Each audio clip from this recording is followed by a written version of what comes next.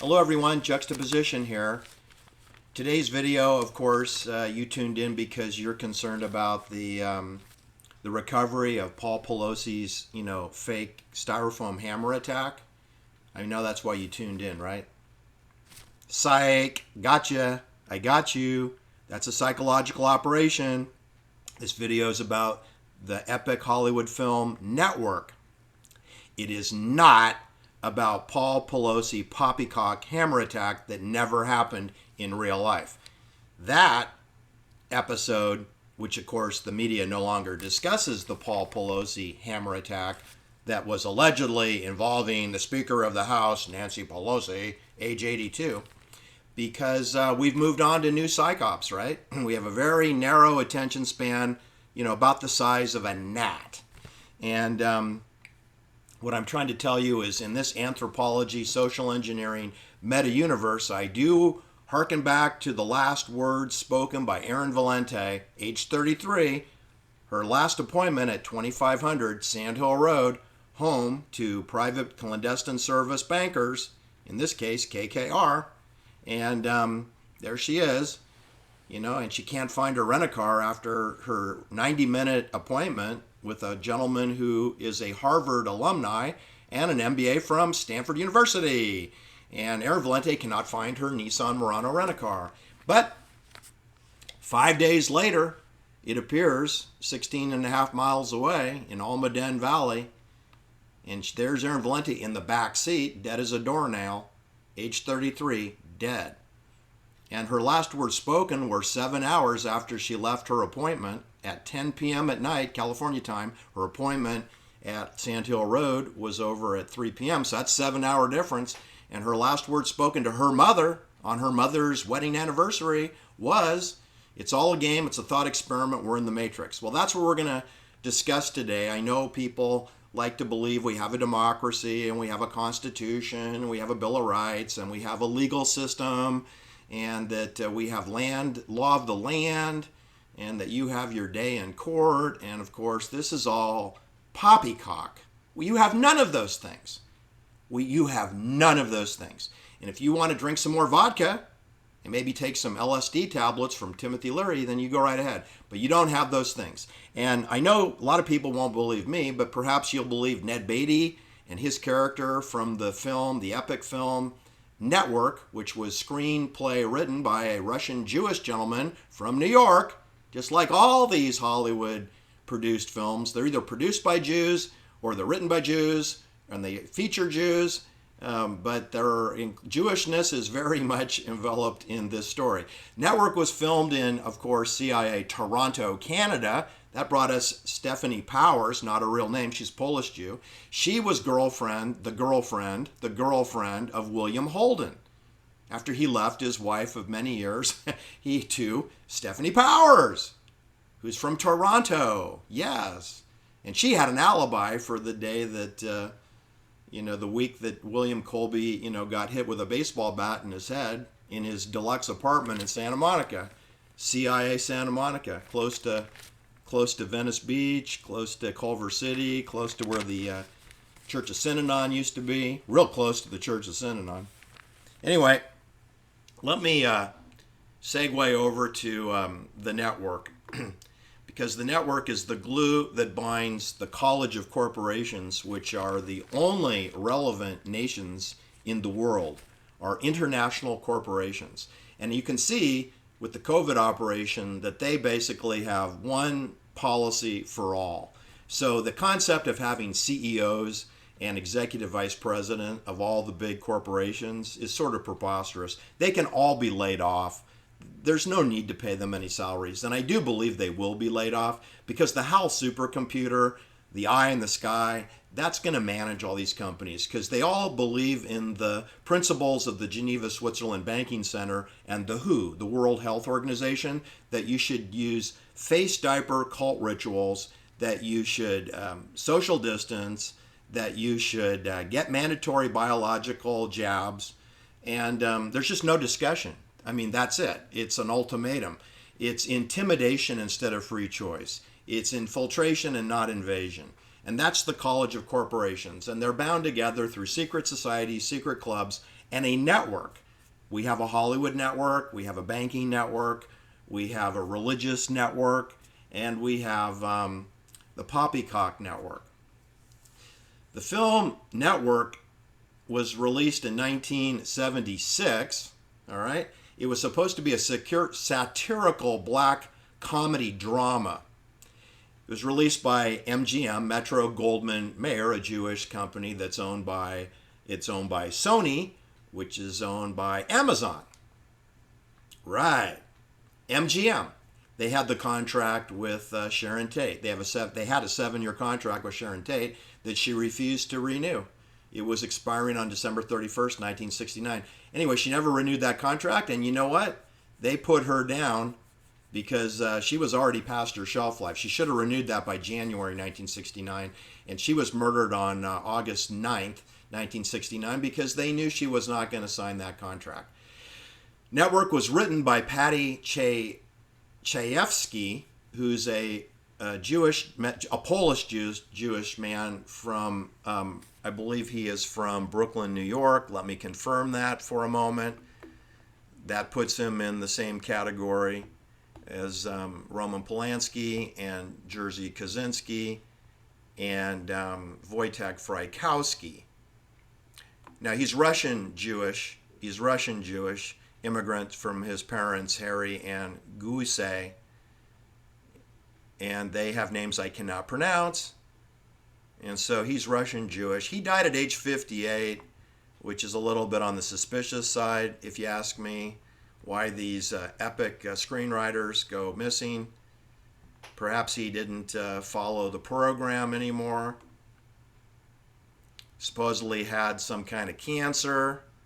You know, cancer and heart attacks are pretty common if you don't get a bayonet or garroted, because those are also common. So anyway, Patty, aka Sydney, wrote the play. He's a playwright, and he wrote the script for Sydney Aaron Patty Tchaikovsky, and he wrote the screenplay for Network. All right, so Network stars, of course, my favorite Hollywood star, William Holden. Faye Dunaway, the beguiling, intelligent Faye Dunaway. I guess she did want to appear somewhat sympathetic. Her character is a very ambitious young female producer in a man-dominated media world, but the director said that he was going to edit out any scene where Faye Dunaway appeared to be a female sympathetic character. Peter Finch, of course, is in the starring role as Howard Beale. You should know that Peter Finch is a British actor who attended the Royal Academy of Art in London. He was joined there with Brian Epstein, the first manager for the Beatles. Brian Epstein, who was on probation from the Royal Army for being impersonating an officer at Piccadilly Circus and being outed as a homosexual. And so it was either the Stockade or the Royal Art Academy, which is where they sent Brian Epstein. So, you know, he had spook training, right?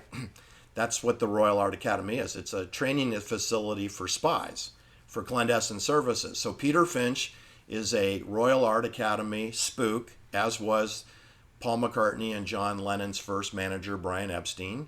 You should know that Judy Carne was there also. She was 16 years old. She was the first wife of Burt Reynolds. Judy Carne, the laugh-in, sock it to me lady. She was in London at the Royal Art Academy at age 16 when Peter Finch was there, who is the star of Network. And she was there when Brian Epstein was there. And Susan York was also there. Anyway, Robert Duvall appears in Network. You know, he appeared in THX 1138 along with Donald Pleasance in 1969. That film, a dystopian, disturbing, kind of COVID-like film, was used. The cast was selected from the Church of Synanon in Oakland, near Lake Merritt, next to Fairyland. The Church of Synanon, which was in the Athens Gymnasium Health Club.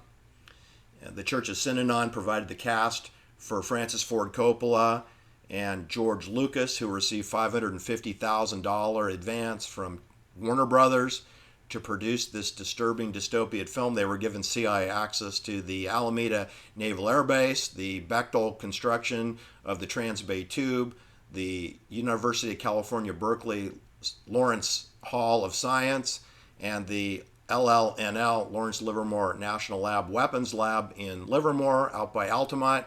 And then, of course, George Lucas had time to go and film the murder of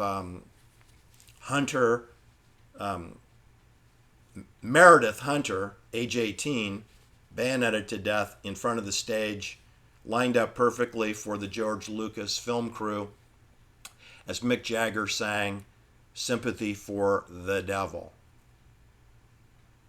And that does play into the network.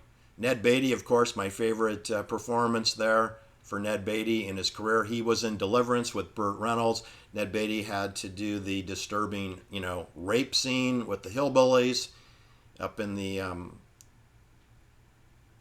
wooded area, canyon that was being dammed up and to become a watershed. Beatrice Straight is in the film. She plays the forlorn wife of the William Holden character, who's Max Schumacher. And Max Schumacher leaves his wife for the beguiling Faye Dunaway character, and we will get into that in a second. But I just want you to tell you that the script was written by a Russian Jewish fellow from New York, and that it was filmed in CIA Toronto.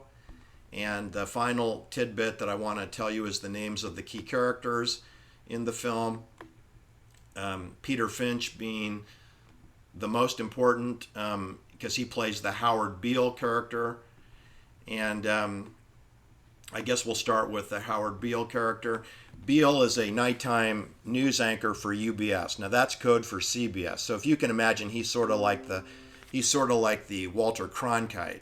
And the problem that they were having was the ratings were slipping on the CBS Evening News. Only here we call it the UBS Evening News. And Howard Beale was their anchor. And the news network was concerned because of the ratings diving, and then, of course, the advertising revenue going down as well. So they were looking to terminate Howard Beale and replace him out, switch him out with a different person. And his direct boss was a character known as Edward George Ruddy, who was the chairman of the board of the UBS-CBS. And he has a boss too, which had been the William S. Paley. The chairman of CCA, which is the conglomerate that owns UBS, is Arthur Jensen. He's played by Ned Beatty. That's code for William S. Paley, who was in charge of war propaganda for World War II out of London, England. William S. Paley owned 15% of CBS, Columbia Broadcasting Systems, which owned the CBS Evening News. But above that, they, of course, owned Columbia Pictures Entertainment, the porn industry, which they called Manson International. That was part of Columbia Broadcasting Systems. Nobody talks about Manson International. Talk about Charlie Manson, whose real name is Charles Miles Maddox, but they don't talk about CBS owning a porn company. Anyway, Arthur Jensen plays the William S. Paley character. Now, Arthur Jensen, he's the man who is the real boss. And he's a former salesman and a capitalist that believes in the almighty dollar above any individualism, religion, or democracy. And he's the one that is able to sway Howard Beale's thoughts on what he is doing on the air when the camera is on. Max Schumacher is played by William Holden, my favorite actor. Max Schumacher is the head of the news division at the UBS/CBS, and he is also personal friends with Howard Beale, the Howard Beale character, played by Peter Finch. Max Schumacher has been married for 25 years, and then, of course, he falls in love with the beautiful, beguiling Faye Dunaway character, who is known as Diana Christensen.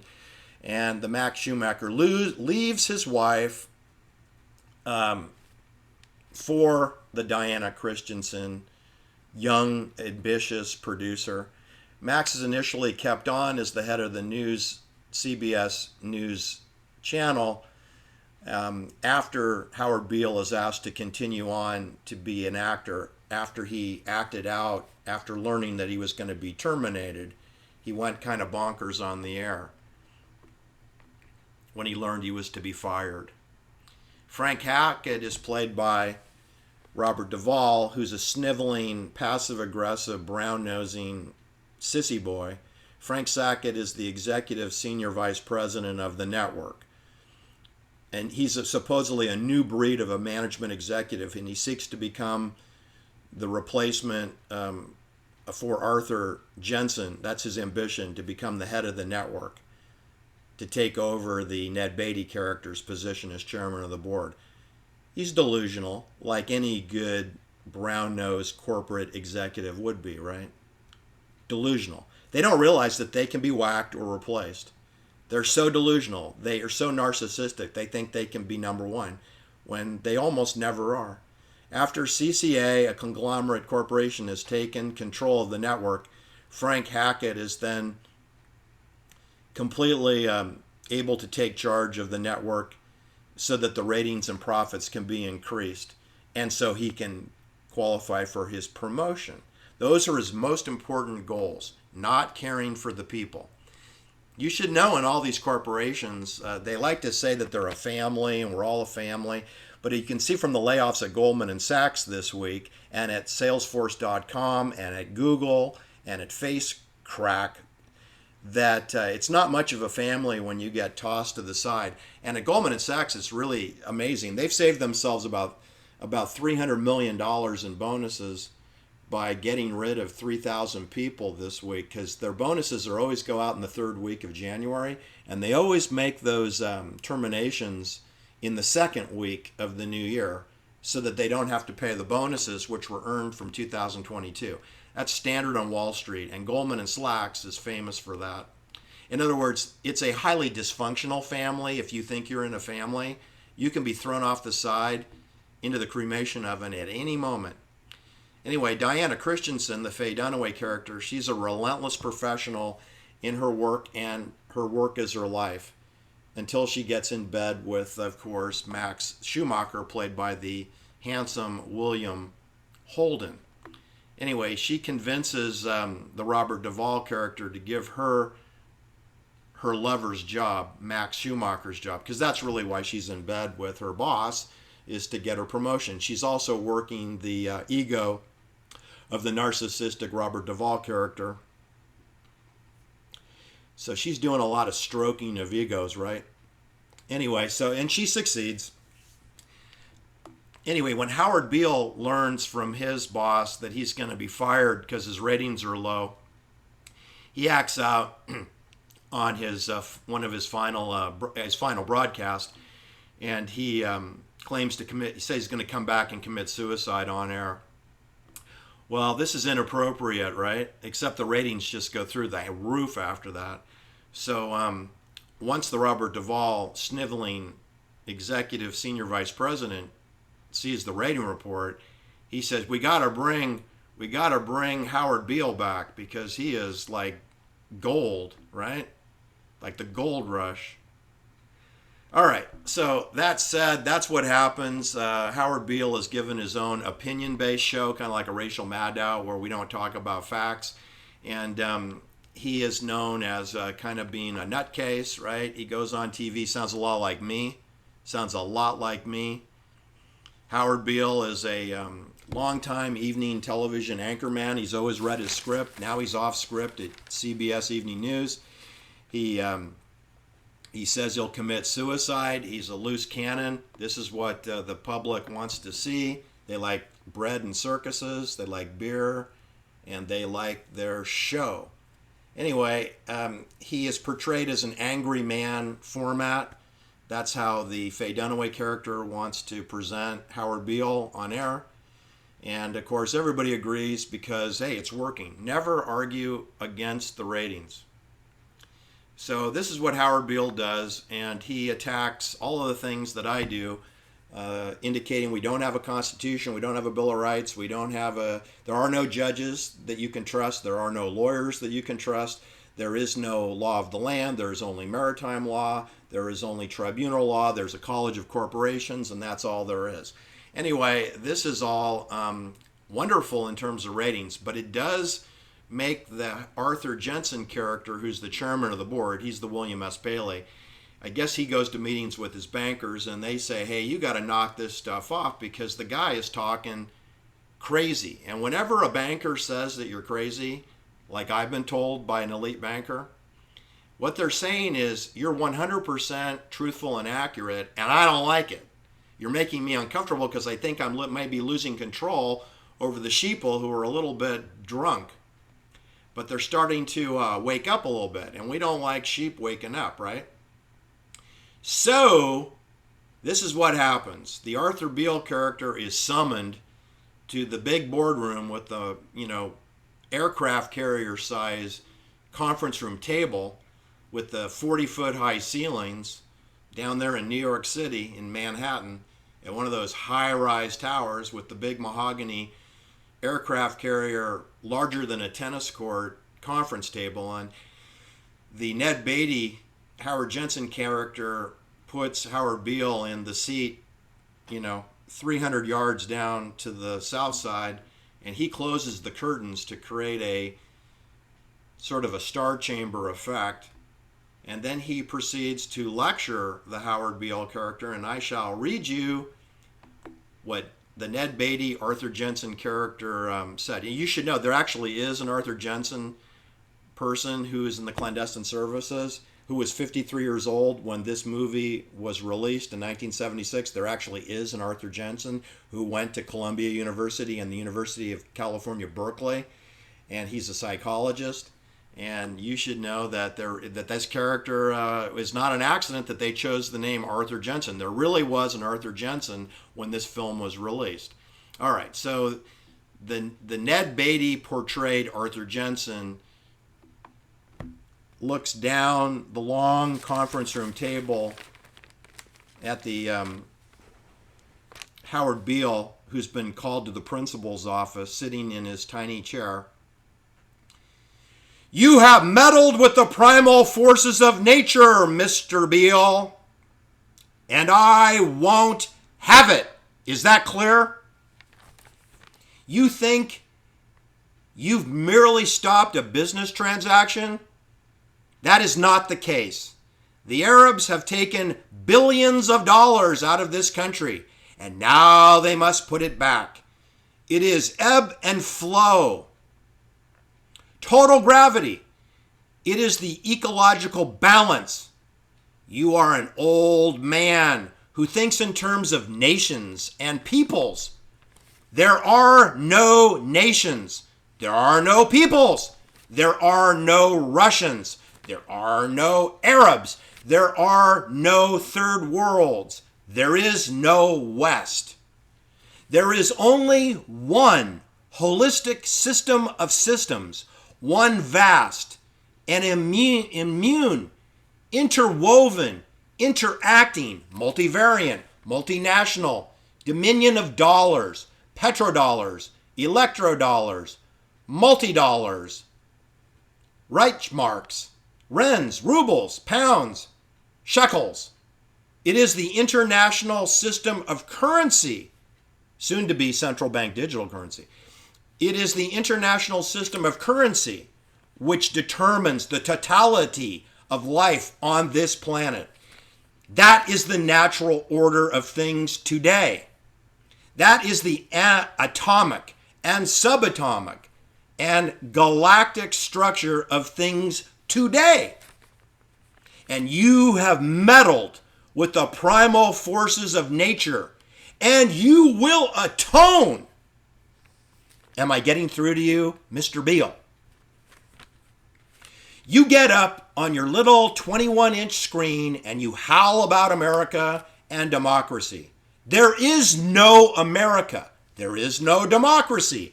There is only IBM and AT&T and AT&T and DuPont and Dow and Union Carbide and Exxon. Those are the nations of the world today. What do you think the Russians talk about in their Council of State? Karl Marx? They get out their linear programming charts, statistical decision theories, mini-max solutions, and then they compute the price-cost probabilities of their transactions and investments, just like we do. We are no longer living in a world of nations and ideology, Mr. Beale. The world is a college of corporations, inextricably determined by the immutable bylaws of business. The world is a business, Mr. Beale. It has been since man crawled out of the slime. And our children will live, Mr. Beale, to see that perfect world in which there is no war or famine, oppression or brutality.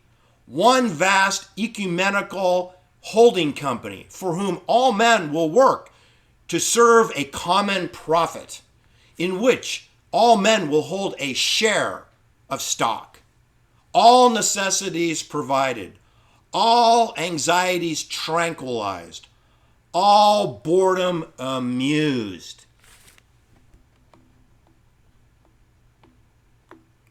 Now, does that make sense? Does that sound like Agenda 21? Does that sound like One World Order? Does that sound like central bank digital currency to you? You bet it does. You bet it does. That's CIA hiding in plain view, right? I wonder how many Americans really saw the film Network, or how many children should re-see it today with William Holden and Faye Dunaway and Ned Beatty and Robert Duvall. They all did us a huge favor. It's there. That film won quite a few awards. It's in the Hall of Fame. In their, Hollywood gives itself awards. This is one of the epic films of all time because it's a documentary. It's a documentary film. It's presented as a drama film, like Oliver Silverstein likes to present his fake history films in a dramatic way because they're not historical. They're embellished and concealed. His Platoon film didn't discuss, clandestine service, Navy intelligence. It didn't get into, quotas, the Operation Phoenix program, war simulations, didn't get into Monsanto and Agent Orange, didn't get into Dow Chemicals, napalm, didn't get into any of that stuff. Because we live in a world of cackling cacophony of chaos. Kamala Harris, she's only 58 years old and she's vice president of the United States, and she's one heartbeat away from sleepy Joe Biden wearing diapers, going to bed, not waking up, right? Who knows if they're boosted? But I can tell you, like they say in the NFL, it means not for long. If you go through this college of corporations and you buy into this corporate family concept, you are no longer human. You've been dehumanized. Okay? The war is against the individual. The individual is dead in the New World Order. They're trying to transistorize and deodorize human beings. Whiter than white, turning us into steel-belted bodies. Replaceable as piston rods. That's what the 5G mesh and aluminum oxide chemtrails or jabs are in your body. If you have aluminum oxide in your body, you're transistorized with the 5G mesh, which means we need to disassemble the 5G mesh. Absolutely.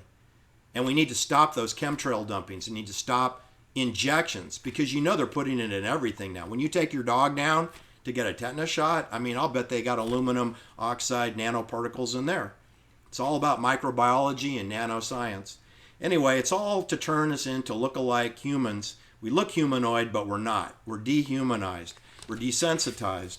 That's the message from the 1976 epic film Network. I strongly encourage everyone to watch it. There are Freemasonry references throughout the entire film.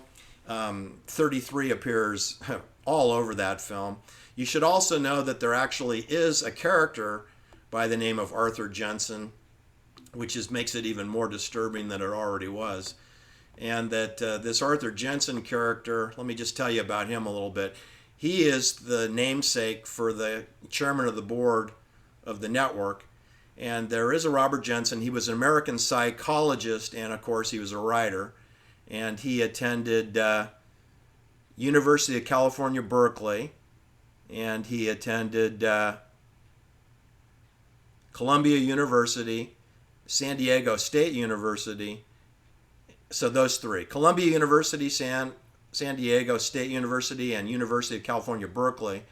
And like I said, he's a psychologist, and sort of like Timothy Leary was. Timothy Leary is a psychologist who attended University of California, Berkeley, and so did Richard Albert, who was a Stanford professor and a Harvard professor, but he did get his PhD in psychology from University of Berkeley, as did Arthur Robert Jensen, who was born August 24th, 1923.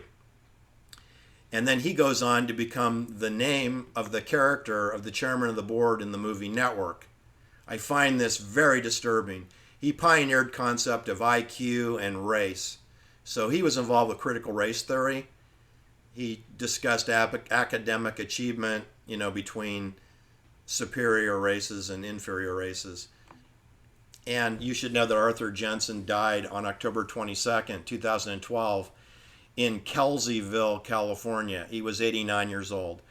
Now, I wish I had known that. I won a bicycle race in Kelseyville, California. I believe I won that race in 2008. I think I won that race in 2008. And he was living there. I would have spit on his front lawn had I known that. All right. That's my video for today. I hope you enjoyed it. Please go see the film Network, starring William Holden and Faye Dunaway. And after you're done, please watch William Holden in Love is a Many Splendored Thing. Thanks for watching.